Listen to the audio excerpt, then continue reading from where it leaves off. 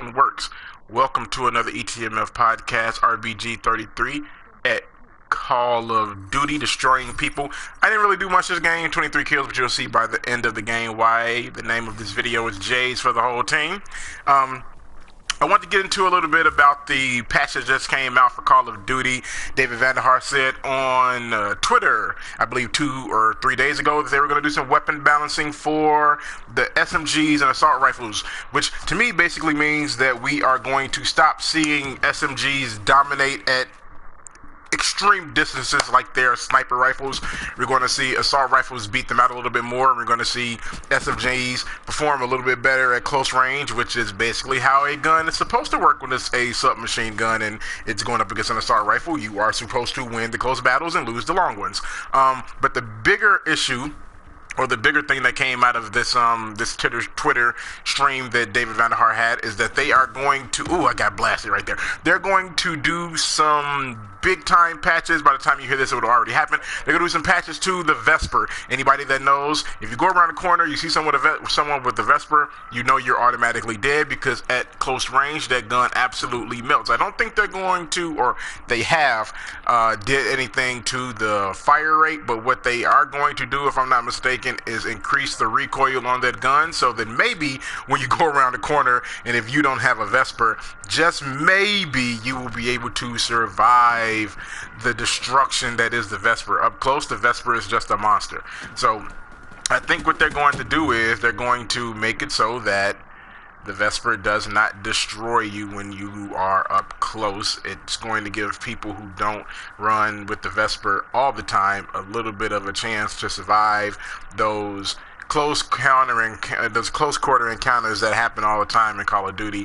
You run around the corner, someone has a Vesper, and you have, let's just say like me, you're using an HVK. I should have won that gunfight.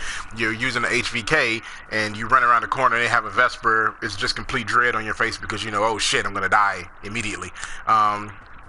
Which is a good thing. I think you've gotten to a point in this game where everyone is starting to kind of use the same guns over and over and over again. On smaller maps, people are generally using the VMP or the Vesper. You don't really see it, like in the beta, you saw a lot of people using Bully Ball. You see, look, this is me and Blue just outplaying these guys. They keep shooting at him, and I keep shooting at them. But you don't see a lot of people using the guns from the beta, like the Razorback. It's the gun that I've started using a little bit more often now, just because I want to change it up.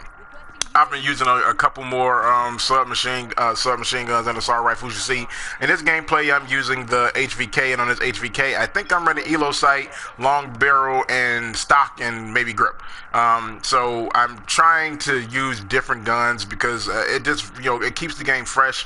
You know, you don't want to just use the COD all the time, which is my favorite gun in the game, or the Vesper all the time, which is like my second favorite gun in the game, or the MA-A7, which is something that I use pretty much consistently when I'm running with an assault rifle. I'm trying to use a couple different guns to keep the game fresh, so that I don't get tired of just absolutely destroying people. You know, like I said before, the point of these gameplays is to show, you know, just a regular guy playing Call of Duty. Like I said, I'm not an elite shot. I'm not a Mark of J, Allier, Artier, any of those guys that are really, really good at the game. But, you know, as far as regular people go, I consider myself to be a pretty good game player at Call of Duty. So I want to keep the gameplay fresh and show you guys some different stuff. Another big thing that came out of this patch, I don't know if anybody's played Splash.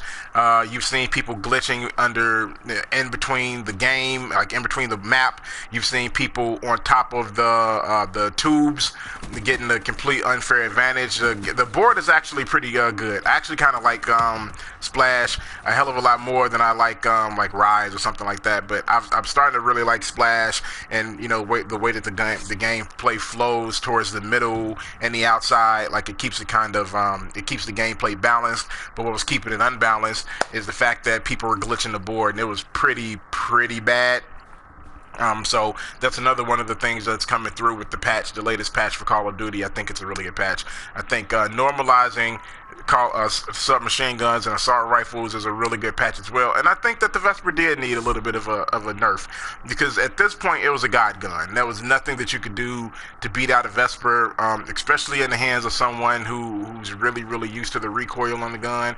They could pretty much put their shots on at any distance, and they would be winning these gunfights. There was nothing that you could really do to win a gunfight against somebody who was really good with a Vesper.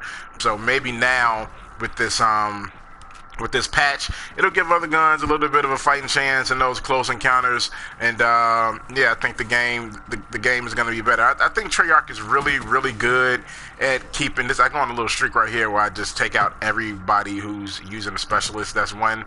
That's two. And I think I get a Sparrow over here as well. I think they did a really good job of, Treyarch does a really good job of, they keep tinkering with the game. Like, it's never going to be perfect, but they want to get it as close to perfect as they can. So if you could get rid of an unfair advantage here or there, I think it's a really good thing.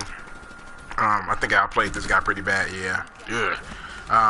But yeah, I think that's pretty much all I had to say about this video. It was really just a video to discuss the update that came out. I think on Friday, 9 Pacific, maybe it came out.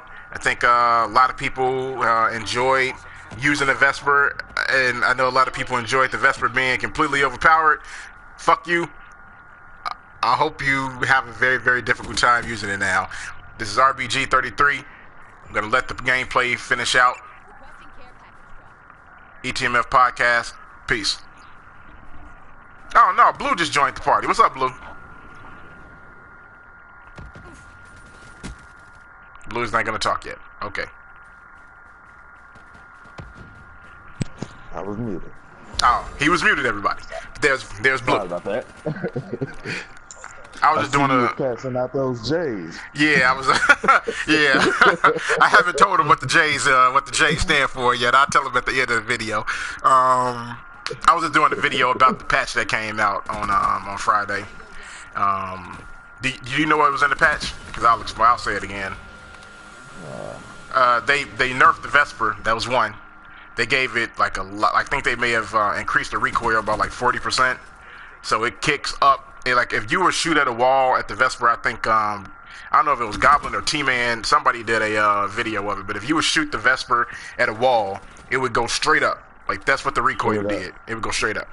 Now the recoil goes off and to the right, and it goes pretty high.